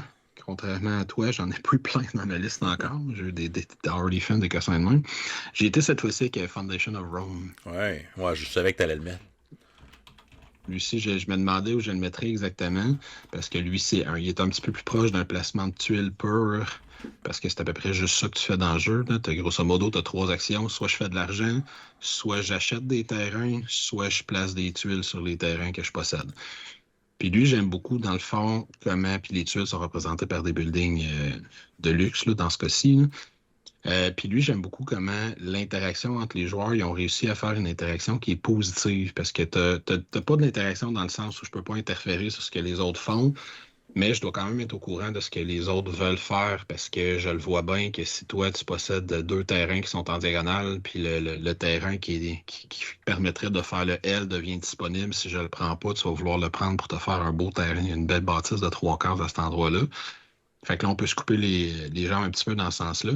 Mais j'aime beaucoup le fait que la plupart de tes bâtiments, il y a une de tes catégories de bâtiments qui est les bâtiments civiques, qui vont marquer des points ou aller chercher différents bonus en fonction de ce qu'il y a autour d'eux. Et là, ça n'a pas d'importance si ça t'appartient à toi ou si ça appartient à un autre joueur. Puis c'est ça que j'aime tant de ce jeu-là. Fait que si tu t'es fait un beau quartier avec une énorme population, tu as 3 bâtiments qui rapportent énormément d'argent, mais qui sont proches les uns des autres, puis je m'en vais mettre juste entre les 3 un jeton qui est un bâtiment qui permet de faire un point de victoire pour chaque dollar auquel je touche. Selon ce que les autres bâtiments produisent, mais tu peux avoir un bâtiment qui va te rapporter 10-12 points de victoire 3 fois dans la partie parce qu'il y a 3 heures. C'est un jeu qui, en plus, est visuellement très léché, très impressionnant à voir sur table. Et c'est un jeu qui s'explique étrangement super, super bien. Ça prend littéralement 5 minutes à expliquer les règles au complet, incluant la mise en place initiale et les règles de scoring de fin de partie pour savoir comment on va marquer nos points à la fin de chaque phase. Fait que c'est un jeu qui s'explique très, très bien. Tu sais, au Meeple Olympiade récemment, je dois l'avoir expliqué 5-6 fois dans la journée. Pour des gens qui ont toujours été très satisfaits, je joue bien à 2, à 3, à 4. Je n'ai pas encore joué à 5 depuis que j'ai reçu l'extension à 5, mais j'assume qu'il s'y joue bien aussi. Ouais, ça joue Beaucoup bien. de. C'est ça, tu sais, beaucoup de tension sur les terrains quand est-ce qu'ils sortent, parce qu'une des particularités, c'est que tu sais que tous les terrains vont finir par sortir dans le jeu. Fait que des fois, tu peux essayer de te garder une réserve d'argent parce que tu arrives dans la 3e phase, puis le terrain que ça te prend pour construire ton gros bâtiment à 4-5, il n'est pas encore sorti, tu sais qu'il va arriver, puis tu vas avoir l'argent, tu vas être celui qui a l'argent quand est-ce qu'il sort, même s'il va te coûter 10$ à acheter. Fait que vraiment un jeu super bien pensé, super bien équilibré. Il y a des belles extensions. L'extension des monuments amène des bâtiments, des espèces de bâtiments neutres que tu peux construire puis en prendre possession qui vont aller rejouer davantage avec les petites particularités du jeu. Puis même l'extension ne permet pas de dire que ça devient un jeu complexe. Il reste simple quand même puis il s'explique bien quand même. Fait que mon numéro 4, Foundation of Rome. Excellent choix. Ouais, puis d'ailleurs, tu sais, je pense que son plus gros défaut, c'est le fait qu'il existe juste en version Deluxe, Ouais. qui est dispendieux. Mais ils ont annoncé une version, justement, avec des tuiles en carton classique qui va sortir, Finalement. qui va s'appeler Metropolis. Ils changent le thème, ce sera pas un thème romain, là. Fait que je pense que ça va s'appeler Metropolis, si je me souviens bien. Euh... Foundation of Metropolis, voilà, qui devrait Ouais. sortir en OK. 2024, qui va être la version accessible avec des tuiles en carton Final. classique. Ouais, c'est ça. OK. Fait qu'au moins, pour ceux qui veulent se le procurer et qui veulent pas payer la version de luxe, ben ça s'en vient éventuellement. Mon numéro 4, c'est mon dernier jeu de Polyomino. C'est le meilleur jeu de Polyomino. Puis c'est Patchwork. C'est étrangement un des premiers que j'ai joué, des jeux de Polyomino. 2014. Fait que lui aussi, il fête ses 10 ans aujourd'hui. Patchwork. Jeu de Uwe Rosenberg qui a fait énormément de jeux de Polyomino. Entre ses jeux de placement d'ouvriers, il sort un petit jeu de Polyomino sur le side. Puis il n'y a aucun de ces autres jeux de Polyomino qui arrive à la cheville de Patchwork, je trouve. Là. Je sais pas, il a essayé des affaires, mais je les trouve un peu fades, ces autres jeux de Polyomino. Fait que je reviens tout le temps à Patchwork. Donc Patchwork, la particularité, c'est qu'il se joue seulement à 2. Fait que c'est un jeu duel. C'est un jeu, bon, le thème, c'est tel que tel, là, on fait une courte pointe, mais bon, c'est assez abstrait, là, c'est assez plaqué en tant que tel. Là. Donc, on va avoir toutes les pièces, les différentes formes de Polyomino qui vont être placées en cercle autour du plateau principal au début de la partie. Puis dans le fond, à notre tour, on va pouvoir acheter une des 3 pièces où il y a un marqueur. Il y a un marqueur dans le marché si on veut. Puis les 3 prochaines pièces sont disponibles. Fait qu'on peut en acheter une des 3 à notre tour en payant son coût. Donc chaque pièce a une petite étiquette avec un coût en bouton. Fait que les boutons, c'est la monnaie dans le jeu, mais c'est aussi les points de victoire à la fin de la partie. Fait qu'on va dépenser des boutons, s'acheter une pièce, puis après ça, on va la placer sur notre plateau. Le but, c'est vraiment de remplir le plus de cases possible sur notre plateau. Puis, dans le fond, on va avoir aussi un certain nombre de temps. Donc, un petit sablier avec un chiffre sur l'étiquette. Puis ça va nous faire avancer sur le plateau principal, qui est une espèce de piste. Puis c'est la piste qui va aussi déterminer l'initiative, donc qui va être le prochain joueur à jouer. C'est le genre de jeu qu'on avance sur la piste d'initiative, puis c'est toujours le joueur qui est le plus en retard qui va jouer. Fait que c'est un système qui pourrait te permettre de jouer des fois 2 ou 3 tours de jeu de suite si tu fais des petites actions qui prennent pas beaucoup de temps puis que tu avances tranquillement. Fait que c'est vraiment un système de piste de temps. Ça, je trouve ça super le fun. Dans les jeux qui utilisent ce système-là, je trouve ça super le fun. Fait que ça marche vraiment bien dans Patchwork. Puis sur la piste de temps, on va arriver éventuellement à des endroits qu'on va avoir un revenu de boutons qui va se déclencher. Puis ce revenu de boutons-là, ben, on va gagner des boutons pour tout le nombre de symboles de boutons qu'on a sur notre plateau personnel. Fait qu'on investit dans des pièces qui vont éventuellement nous redonner des boutons, puis qu'on a une espèce d'économie de boutons qui se construit comme ça. Puis éventuellement, ben, on va essayer d'être le plus efficace, d'acheter des pièces pour remplir le plus de cases possible. Parce qu'à la fin de la partie, on va faire notre revenu une dernière fois. Puis dans le fond, le nombre de boutons qu'on aura, c'est notre pointage. Mais on va perdre 2 points par case libre sur notre plateau. Fait qu'on va vraiment essayer de le maximiser puis de le remplir au complet. On a aussi un objectif, si on réussit un 7 par 7 rempli sur notre plateau, on va gagner une tuile qui vaut 7 points. Fait que c'est quand même un bonus qui est intéressant. Fait que c'est un jeu super efficace, super le fun. Ça aussi, c'est un classique que je traîne tout le temps en animation. Puis j'ai tout le temps des gens qui veulent l'essayer, qui l'ont joué, le découvrir parce qu'ils ont entendu parler de Patchwork. C'est vraiment un classique dans ce style de jeu-là. Mais encore toujours aussi bon. Ils l'ont sorti à plein de thèmes différents, là, genre Halloween, Noël, puis name it, là, il doit y avoir au moins 10 versions différentes. C'est seulement l'esthétisme des tuiles qui change. Je pense pas qu'il y ait des nouvelles règles dans ces versions-là. Mais voilà, Patchwork, un jeu que j'aime encore beaucoup, fait que mon numéro 4. Ce qui nous amène déjà à notre podium. Oh, top Fait que 3. mon numéro 3 qui est, je pense, mon jeu le plus complexe des 10. Peut-être aussi mon favori. Ouais. Carson City. OK. Et aussi un jeu de construction de ville, cette fois-ci qui a une thématique western. Lui aussi est un mélange de 2 mécaniques principales où tu vas avoir un placement d'ouvriers en début de phase de jeu où les ouvriers, tu vas les placer sur une espèce de piste qui fait une espèce de zigzag, qui fait un Z. Puis une fois que tout le monde... Puis tu as une deuxième partie du plateau de jeu qui est la ville de Carson City, ou plutôt le terrain entourant la ville de Carson City. Puis on peut aller placer des ouvriers sur les différentes cases de ce terrain-là pour montrer qu'on veut acheter ces lots, là, ces terrains-là pour pouvoir construire plus tard des choses.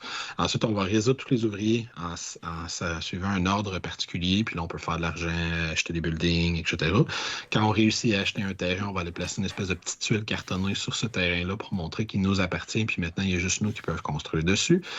Et le jeu ayant une thématique cowboy, il est très interactif en ce sens où c'est un placement d'ouvrier que tu peux aller te placer sur les cases des autres joueurs. Puis quand on arrive pour résoudre cette case-là, on va faire un duel. Puis celui qui l'emporte le duel, c'est lui qui va pouvoir faire l'action. L'autre, il reprend son ouvrier. Puis il va avoir un ouvrier de plus qu'il va pouvoir utiliser au prochain tour. Ce que j'aime beaucoup de la partie construction de ville de Carson City, fait que la partie placement de tuiles en tant que telle, c'est qu'on va partir d'un bâtiment principal, là, qui est la mairie ou le salon, là, je ne me rappelle plus c'est quoi le bâtiment de base qu'on place, puis on va tout construire nos tuiles, mais chaque tuile va avoir des règles de comment elle va faire des revenus ou des bonus qu'elle va donner en fonction de ce qui est déjà sur le plateau de jeu. Puis pour montrer que la ville grandit, la plupart des villes, des bâtiments vont avoir un ou plusieurs icônes de maison. Puis quand on va construire ce bâtiment-là, si je construis un nouvel hôtel, si je construis un salon, si je construis une mine, ça va attirer des gens dans la ville de Carson City. Fait qu'il va falloir prendre des tuiles de maison puis les placer en respectant certaines règles de placement. Il faut qu'on se rende en suivant les petits bâtons là, de chemin de fer. Il faut que les maisons se rendent au chemin de fer. Il faut que ça soit adjacent à tel truc en respectant certaines règles. Fait que tu as des bâtiments neutres qui vont venir s'ajouter et qu'on doit gérer à chaque fois qu'un joueur construit quelque chose. Et il y a beaucoup de bâtiments qui dépendent du nombre de maisons qui est autour d'eux autres. Le saloon va faire un revenu en fonction du nombre de maisons. Fait qu'il faut que je fasse attention. Si je construis le saloon, si je construis telle affaire à tel endroit, puis ensuite ça me fait rajouter 2 maisons à telle autre place, mais là, toi, tu vas peut-être devoir te construire un saloon proche de cette place-là, vu que maintenant, c'est un quartier de la ville qui a plein de maisons. Fait que ça va faire que ton saloon va rapporter beaucoup d'argent. Donc, la partie construction de ville est vraiment très, très cutthroat dans ce jeu-là. Très, très, faut que tu sois très, très au courant de ce que les autres font. Faut que tu fasses très attention. Tu peux aller attaquer dans ton placement de tuiles. Tu peux aller placer des ouvriers pour aller les placer sur ton saloon, par exemple. Fait qu'au moment où tu vas faire tes revenus, moi, je vais te faire un hold-up, puis ça va faire que, je sais moi, je vais faire une partie de tes revenus. Tu ne les feras pas au complet, mais tu peux te placer des ouvriers pour protéger ta tuile. Fait qu'il y a énormément d'interactions sur cette partie de la carte-là de Carson City. C'est un jeu qui est très, très, très méchant. Fait que c'est pas nécessairement pour tout le monde. C'est un jeu quand même assez complexe avec son lot de règles. Le cœur du jeu est relativement simple, comme la plupart des placements d'ouvriers, mais toutes ces petites particularités, puis surtout la façon dont tu vas construire ta map, il faut que tes mines soient proches des montagnes, il faut que ci, il faut que ça. Tu as beaucoup d'affaires que tu dois gérer, puis si par exemple tu te construis un ranch, mais tu vas avoir juste des cases vides autour de toi parce que ça fait beaucoup de place pour ton pâturage, pour ton troupeau de bête, mais là, les autres joueurs vont vouloir les se construire proche de ton ranch pour réduire les revenus que ton ranch fait parce que tu as de moins en moins de place pour avoir ton troupeau autour. Fait que, voilà, Carson City, choix numéro 3. Excellent jeu euro de placement d'ouvriers, de placement de tuiles. Ouais, puis je pense que la Big Box est revenue en stock il n'y a pas longtemps, me semble. Ouais. Ouais, on a vu sur le Discord plusieurs personnes la recevoir et l'acheter. Exact. Il avait fait une autre campagne pour la faire. Du matériel un petit peu de meilleure qualité que celui que j'ai, mais je suis très satisfait des Big Box. Nice. Mon numéro 3, c'est un jeu qui n'est pas trouvable. C'est rare que c'est moi qui parle des jeux pas trouvables, c'est pas toi. J'ai nommé Cacao.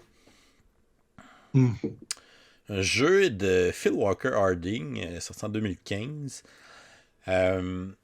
C'est un jeu de placement de tuiles puis de placement d'ouvriers, mais les ouvriers se placent pas sur les tuiles. Les ouvriers sont imprimés sur les côtés des tuiles. Ça, c'est quand même assez particulier.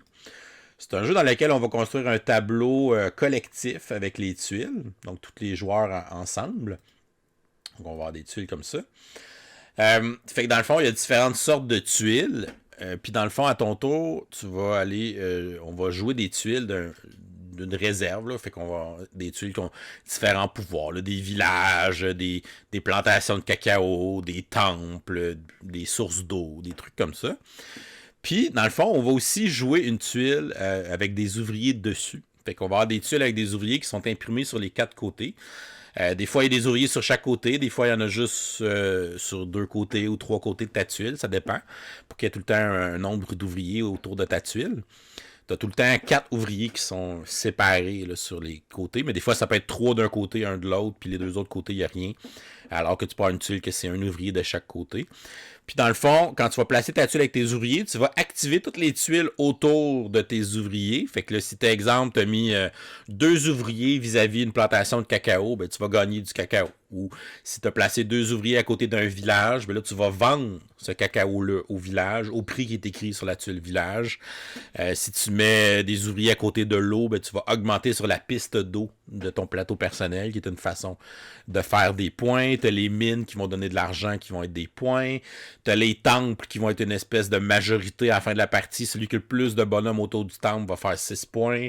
Celui en deuxième position va faire 3 points. Puis c'est rétroactif ce jeu-là, parce que tu peux placer une tuile avec des ouvriers, puis que tu as des ouvriers qui soient dans le vide, qu'il n'y ait rien de placé à côté d'eux autres. Mais plus tard, si on place une nouvelle tuile à côté de tes ouvriers, tu vas pouvoir activer cet ouvrier-là. Fait que vraiment, la planification qui est le fun dans le jeu, parce que tu peux placer justement des tuiles en conséquence de ce qui est de ce qu'éventuellement on veut mettre autour. Mais là, quelqu'un pourrait aller mettre une tuile que tu veux pas vraiment autour de tes ouvriers, puis les activer à de quoi que tu voulais pas. Fait qu'il y a vraiment beaucoup d'interactions, vu que le plateau, c'est un plateau commun entre les joueurs. Puis évidemment, le fameux village où tu peux vendre à 4 piastres, ben là, tu sais, celui qui va être capable de le placer va essayer d'en tirer avantage. Fait qu'on va essayer de gagner du cacao, de le vendre, faire des points, puis avancer sur nos affaires. Fait que c'est super simple, super efficace. C'est un jeu que je me suis procuré dans l'usager parce que justement il est out of print, il est plus trouvable. Peut-être que quelqu'un va le rééditer un jour, mais je pense que c'est un petit bijou de jeu de placement de tuiles qui est vraiment le fun, puis que ça twist à lui. Là, le fait que les ouvriers sont sur les tuiles des joueurs, ça fait différent que de placer un ouvrier sur les emplacements d'action.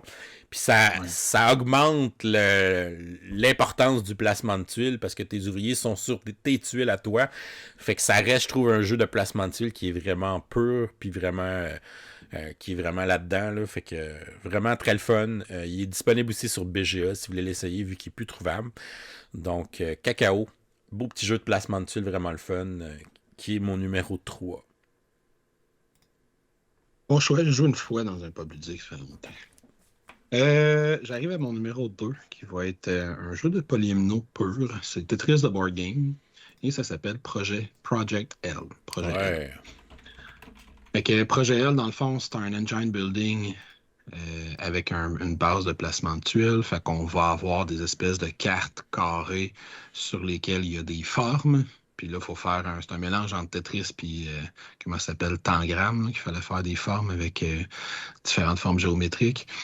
Fait qu'on va recruter ces tuiles-là pour les placer devant toi. On va partir avec 2 tout petites tuiles, un petit carré, puis une petite bande de 2 par 1, rouge, je pense. Je ne me rappelle plus les couleurs exactement. Non, verte et jaune, les 2 tuiles de base. Puis on va tout simplement prendre des actions pour placer nos tuiles de Tetris sur les cartes qu'on a. Une fois qu'une forme est remplie, ben cette tuile-là, on la vire de bord, on va la scorer en fin de partie, puis elle va nous donner un bonus instantané qui est d'autres tuiles de Tetris, d'autres tuiles de polyomino. Puis fait que le jeu, c'est du engine building. Tu vas essayer d'optimiser tes coûts. Puis je pense que la twist du jeu, ce qui fait qu'il est intéressant, c'est l'action de Master, où là, tu peux placer une tuile sur chacune des cartes que tu as devant toi en même temps pour le coût d'une seule action. Tu peux évidemment le faire juste une fois par tour. Fait que l'idée, c'est d'essayer d'optimiser pour pouvoir finir tes tuiles à peu près en même temps, pour être capable de ramasser leur bonus. Fait que tu récupères toutes les tuiles de polyomino qui étaient dessus. Ça augmente ta réserve personnelle de tuiles, puis ensuite, tu reprends des actions pour les replacer sur tes autres affaires. Les cartes que tu n'as pas réussi à faire en fin de partie vont avoir une pénalité négative de points pour toi. Fait que tu dois essayer, il faut que tu fasses attention en fin de partie pour pas juste avoir plein de cartes, puis finalement la partie se termine, puis tu n'as pas eu le temps d'y finir. Mais sinon, à part ça, c'est vraiment un pur jeu de placement de tuiles avec l'aspect Tetris. Tu remplis tes formes. Fait que le jeu s'explique rapidement. Les composantes sont de super bonne qualité, même pour la version magasin. C'est vraiment un jeu qui a des très, très belles composantes, avec un système de règles extrêmement simple, très efficace. Ça sort super bien en soirée d'animation. Une boîte pas trop grosse. Fait que, projet. Un beau succès, ça. Ouais. Je l'aime beaucoup. Excellent choix. Mon numéro 2, j'ai choisi Cascadia. Jeu qui a plus tant besoin de présentation, lui non plus, qui était assez populaire dans les dernières années. Donc, lui aussi, c'est un jeu de draft de tuiles, placement de tuiles. Il y a 2 types de tuiles. On a des tuiles de territoire qu'on va placer devant nous. Fait que lui, c'est un tableau personnel et non un tableau commun qu'on va fabriquer. Puis, on va avoir des tuiles d'animaux qu'on va placer sur nos environnements. On peut mettre certains animaux selon les symboles qu'il va avoir sur la tuile. On peut pas les mettre n'importe quel, n'importe où. Puis qu'on a certaines contraintes. Les animaux vont marquer des points selon la carte qu'on va avoir choisie pour la partie. Donc, chaque type d'animaux peut avoir des cartes différentes. Fait que on va avoir des ours, des buses, des cerfs, des saumons puis des renards. Fait que chaque type d'animaux va avoir plusieurs cartes. Fait que ça va changer la façon qu'ils scorent à chaque game. Fait que ça, c'est vraiment une très très grande variété dans le scoring de ce jeu-là. Fait que ça, c'est vraiment une de ses belles forces. Puis c'est vraiment la dualité qu'est-ce que je draft, qu'est-ce que je place, parce que tu vas drafter par paire. Fait que tu vas avoir une paire, une tuile, environnement, puis un jeton animal. Fait que tu vas devoir choisir quelle paire tu veux choisir, puis après ça, les placer dans ton tableau personnel. Tu vas avoir des façons, des fois, de dépenser justement les cocottes qui peuvent te permettre de prendre justement n'importe quelle tuile avec n'importe quel animal, de prendre ce que tu veux, ou de flusher les tuiles, les remplacer par, ou flusher les animaux plutôt, puis les flusher, puis les remplacer par des nouveaux parce que c'est pas les animaux que tu veux. Fait que tu as des moyens quand même de mitiger ça un petit peu avec certaines ressources. Les tuiles d'environnement, tu vas essayer de les placer pour essayer de faire des zones, la plus grande zone possible de chaque type de terrain. Fait que ça aussi, ça va te donner des points à la fin de la partie. Fait que tu as un élément un peu carcassonnier, si on va dire, là, de placer les territoires puis de les rassembler ensemble pour faire tes environnements. Puis tu as toute la façon puzzle des animaux. Donc, essayer de maximiser les contraintes de scoring de tes animaux. Fait que c'est vraiment les deux ensemble qui font que ce jeu-là se démarque un peu plus puis est vraiment le fun. Fait que c'est ça, ça reste toujours efficace. Il y a un mode solo, il y a des challenges solo, il y en a beaucoup. Fait que quelqu'un qui tripe sur ce type de jeu-là, puzzle, pour du solo, je pense que c'est une belle acquisition pour tout le développement qu'ils ont fait derrière ces challenges-là. Fait qu'un jeu qui a vraiment beaucoup de richesse. Il a même sorti une extension qui rajoute quand même des options intéressantes, même si elle n'est pas obligatoire, je vous dirais.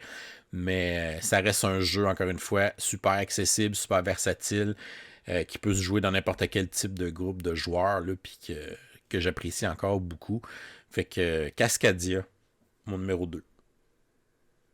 Ce qui m'amène finalement à mon numéro 1, qui était mon choix émotif. C'est le premier jeu que j'ai mis sur la liste. C'est pas nécessairement mon jeu préféré, mais tu peux difficilement faire plus pur placement de tuiles que ça. Je sais pas si tu as déjà joué. C'est un assez vieux jeu de Queen Game qui s'appelle Alhambra. J'ai déjà joué une fois, je pense. Alhambra, dans le fond, c'est qu'on va se construire. Ouais, c'est ça. C'est qu'on va se construire le palais de l'Alhambra, là, qui est un palais musulman en Espagne, là, si je ne me trompe pas, là, je ne veux pas dire de niaiserie. Puis le concept du jeu, c'est qu'on va avoir une espèce de marché de 4 tuiles. On va avoir notre tuile de départ. Là. Chaque joueur va se construire sa propre série de tuiles. On a notre tuile de départ qui va indiquer comment on commence. Puis on va avoir un marché de 4 tuiles puis de l'argent qui est représenté par des cartes dans le jeu. Fait que il y a sur notre plateau de marché, il y a de l'argent en dessous, puis il y a 4 tuiles qu'on peut acheter. Les tuiles vont avoir un coût qui est imprimé dans le coin, puis sont en 5 ou 6 couleurs dans le jeu. Dans le deck de cartes, on va brasser, il y a certains endroits, on va aller mettre des cartes de scoring. Fait que quand on va choisir les cartes d'argent, fait que dans notre tour de jeu, si je résume rapidement un tour d'action, comment ça fonctionne, soit tu prends de l'argent, puis soit tu prends de l'argent pour te rendre jusqu'à 5 avec plusieurs cartes, ou tu prends une carte qui vaut plus que 5, les cartes vont jusqu'à 8, je pense. Puis, soit tu achètes une tuile en dépensant tes cartes d'argent, soit tu réorganises ton alhambra pour pouvoir déplacer des tuiles pour réorganiser ça un petit peu à ton goût en respectant certaines règles de placement.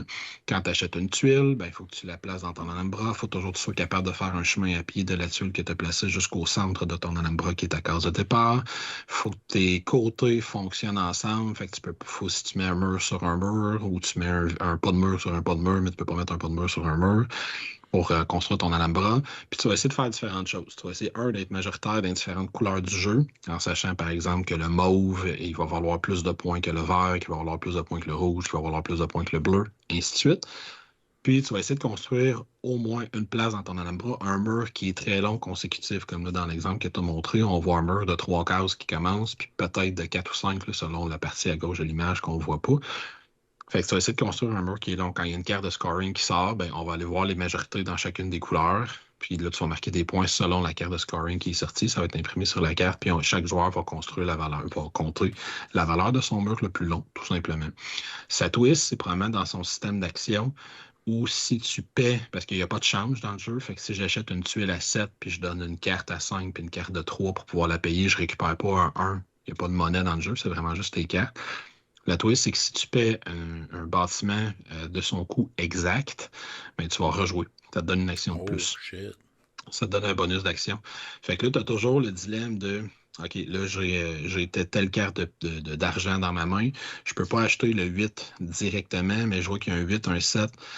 Si je prends l'argent, puis si tu prends des petites sommes d'argent, ça te permet de prendre plus qu'une carte à la fois quand tu fais l'action de prendre de l'argent.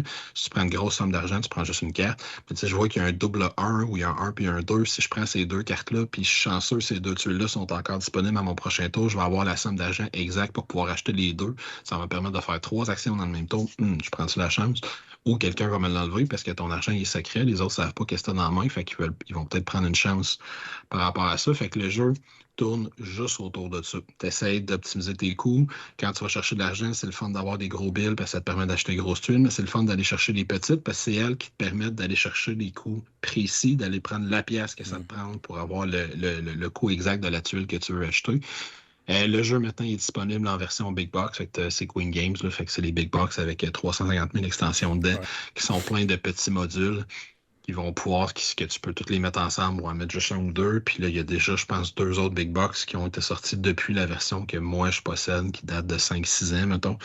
Il y a déjà plusieurs autres Big Box avec des nouvelles extensions qui sont sorties. Fait que c'est vraiment un très, très, très beau jeu pur de deck building. Pas de deck building, excusez, de placement de tuiles. Je sais pas pourquoi j'ai dit ça. Je sais pas. Un beau jeu pur de placement de tuiles. Puis c'est vraiment le jeu qui m'a intéressé à cette mécanique-là il y a même quasiment 20 ans. La première fois que j'ai joué à ça, ça faisait pas super longtemps qu'il était sorti. C'était une toute petite boîte. Ouais, la première Première version. boîte. Ouais, c'était une toute petite boîte que j'ai possédée longtemps, qui était vraiment très, très bon. J'ai joué beaucoup avec mes enfants. Je l'ai amené beaucoup en animation. Étrangement, c'est quand je l'ai eu en big box que j'ai arrêté de l'amener en animation parce que la boîte est bien trop grosse. Ouais, c'est ça. Mais, mais sinon, c'est un super beau jeu. Fait que si t'aimes le placement de tuiles, là, à essayer. Nice, un vieux classique. Toujours le fun de voir ça Ouais, en haut d'un top. ouais, ouais. Moi, mon numéro 1, j'ai mis Isle of Skyle. Un jeu d'Alexander Ça qui serait quelque part. Pfister.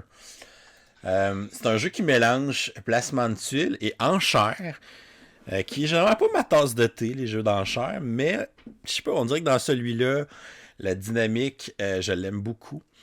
C'est un jeu aussi qui a une très belle versatilité au niveau de son scoring. Donc, on va avoir, dans le fond, 4 objectifs qu'on va piger au début de la partie, qu'on va mettre sur le plateau central. C'est des façons de faire des points. Chacun de ces objectifs-là va être associé à une lettre. Fait que l'objectif A, B, C, D. Puis dans le fond, à chaque manche, on va scorer tel objectif et tel objectif. Fait que là, d'ici la fin de la partie, chaque objectif devrait scorer 2 fois.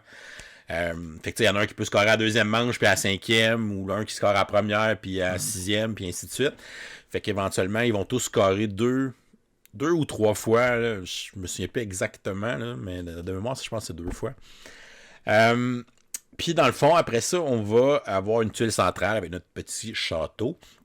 Puis dans le fond, on va ensuite piger 3 tuiles qu'on va placer derrière un paravent. Et on va devoir déterminer le prix de ces tuiles-là. On va devoir mettre de l'argent sur les tuiles derrière notre petit paravent. Puis dans le fond, c'est le coût qu'on va donner à ces tuiles-là dans l'enchère. Fait que là, tu vas prendre ton argent, tu vas séparer, tu vas placer sur tes tuiles. Puis là, après ça, on va tous révéler nos tuiles et le prix qu'on leur a fixé. Puis chaque joueur va avoir l'opportunité d'aller acheter une tuile à un autre joueur en payant le prix qui est demandé par ce joueur-là. Puis si jamais des joueurs n'achètent pas tes tuiles, c'est toi qui les achètes. Fait que l'argent que tu as mis sur ces tuiles-là, ben là, tu la perds, mais tu vas gagner ces tuiles-là.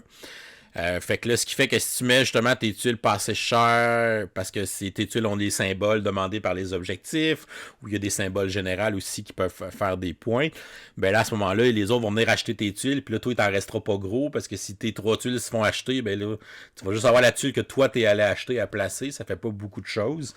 Fait que c'est vraiment cette dynamique-là, mais si les gens t'ont acheté toutes tes tuiles, tu vas avoir beaucoup d'argent. Fait que là, au prochain tour, tu vas pouvoir mettre tes tuiles plus chères, puis là, peut-être que justement les autres ne pourront pas les acheter, puis là, tu vas pouvoir les placer. Puis après ça, on les place dans notre tableau. On n'est pas obligé de respecter tous les côtés, contrairement à Carcassonne, on a un peu plus de liberté. C'est sûr qu'on a un intérêt de le faire pour justement maximiser certaines zones, essayer de fermer des zones d'eau, essayer de faire la route pour notre château. Puis dans le fond, s'il va y avoir des pièces d'or sur la route qui relient à notre château, ça va augmenter notre revenu. On va faire plus de points. On a des tuiles avec des parchemins qui vont donner des conditions de scoring. Puis si le parchemin est dans une zone qui est fermée, il va être doublé. Fait qu'il y a vraiment des belles opportunités de scoring. Puis c'est le fun ce jeu-là parce que selon les objectifs, une tuile n'aura pas la même valeur dans une partie parce que si on n'a aucun objectif qui a des moutons, ben les moutons peuvent vous donner des points si tu as un parchemin, mais sinon les moutons, ils donnent rien si tu n'as pas rien qui fait scorer et qui sont dans aucun objectif. Alors que dans une autre game, ben, si les moutons sont dans les objectifs, ben là c'est des tuiles qu'on va se disputer un peu plus parce que justement leur valeur dans cette partie-là, elle peut générer plus de points de victoire. Fait que ce qui fait d'une partie à l'autre, la valeur d'une tuile va être différente selon les objectifs qu'on va avoir choisis. Fait que c'est un jeu qui est vraiment le fun. Ça peut jouer jusqu'à 5. Je le préfère à 3, 4 ou 5 qu'à 2, mais ça joue quand même à 2 aussi. Mais c'est vraiment le fun, l'interaction avec l'enchère, puis le prix qu'on va décider de mettre sur nos tuiles, puis ce qu'on bâtit aussi au final pour essayer de maximiser les objectifs, puis les différents parchemins, les différents symboles et tout ça. Fait qu'un excellent jeu, on peut appeler ça un genre de Carcassonne pour gamers, si on veut, là. Quand même plus complexe, là, on est dans un jeu initié un peu plus de règles, un peu plus de subtilité aussi que l'enchère, la façon que l'argent circule aussi dans la partie. Fait que vraiment des dynamiques qui sont intéressantes. Puis pour moi qui trippe pas tant sur les jeux d'enchères, ben dans celui-là, je l'adore vraiment. Puis son côté placement de tuiles qui est quand même assez pur lui aussi. Fait que c'est mon jeu de placement de tuiles favori. Donc Isle of Skye qui ont sorti justement un big box cette année que vous pouvez vous procurer, fait qu'il est sorti aussi en anglais, en français, puis les extensions qui sont à l'intérieur, fait que vraiment un bel achat si c'est un jeu qui vous intéresse, là, allez voir en magasin, ça devrait être encore trouvable. Donc Isle of Skye, mon jeu de placement de tuiles favori. Fait que un crossover quand même. Wow, puis c'était Castle of Burgundy. C'était Castle of Burgundy. Quand même. Super. Cascadia, c'était mon choix numéro 11. Ah, c'est ça, ok. Ouais, c'est ça, t'as-tu des mentions honorables pour finir? J'avais mis Cascadia dans mes mentions honorables. Qu'est-ce que j'avais d'autre que j'ai juste ici? Cascadia, c'était pas mal un de mes gros morceaux. J'avais mis. Il y avait Ginkgo Police, j'étais pas sûr si ça rentrait dans la catégorie. Glenmore, puis Calico. C'était mes autres choix. Ok, ben oui. Moi aussi, j'avais mis Glenmore 2 dans mes mentions honorables. Ah, le 2, le Chronicles. Là. Exact. Acropolis, qui est quand même un jeu assez efficace aussi de placement de tuiles. Azul aussi. Kingdom Rush. Harmony, qui est sorti récemment, qui est quand même très bon aussi. Je n'ai pas essayé encore. C'est pas ça qui manque, les jeux de placement de tuiles. Non. Il y a aussi Dorf Romantique qui a eu beaucoup de hype, qui a gagné le Spiel l'année passée. Qui est un jeu... J'aimerais ça l'essayer. Ouais, je l'ai, j'ai juste pas encore joué. J'ai vu des gens jouer en multijoueur dans un événement. J'avais regardé une partie. Ça a l'air vraiment sympathique. Puis c'est un jeu aussi qui a un bon mode solo, qui est vraiment intéressant pour ça, que tu remplis des objectifs en plaçant tes tuiles et tout ça. Fait que c'est ça. J'ai pas encore joué vraiment. Fait que c'est pour ça que je le nomme pas non plus. Mais je sais qu'il a été assez populaire dans la dernière année depuis sa sortie. Donc, j'avais mis aussi Galaxy of Tryon. Je pense que tu as joué une fois qui est Carcassonne dans l'espace avec des dominos triangulaires. Les triangles, oui. Puis là, il est censé ressortir éventuellement. Là, ils ont fait une deuxième campagne qui va vraiment mal, puis je sais pas si ça va être une chose. Mais j'ai la première version. Voilà. Ah ben super. Ben merci beaucoup encore une fois pour ce top. Merci de l'invitation. Et on va inviter évidemment les gens à nous partager en commentaire c'est quoi vos jeux de placement de tuiles favoris. Donc, vous pouvez commenter nos choix, vous pouvez nous dire c'est quoi les vôtres. Donc, vous pouvez nous écrire vos favoris dans les jeux de placement de tuiles. C'est pas les choix qui manquent. Nope. Et on va évidemment vous inviter à vous abonner à la chaîne si ce n'est pas déjà fait. Vous pouvez nous suivre sur Facebook, Instagram à Professeur Board Game. Si vous voulez nous supporter, vous pouvez aller sur notre campagne Patreon qui vous donne aussi accès à notre serveur Discord. Et on va vous souhaiter une excellente fin de journée et continuez de gamer. Ciao!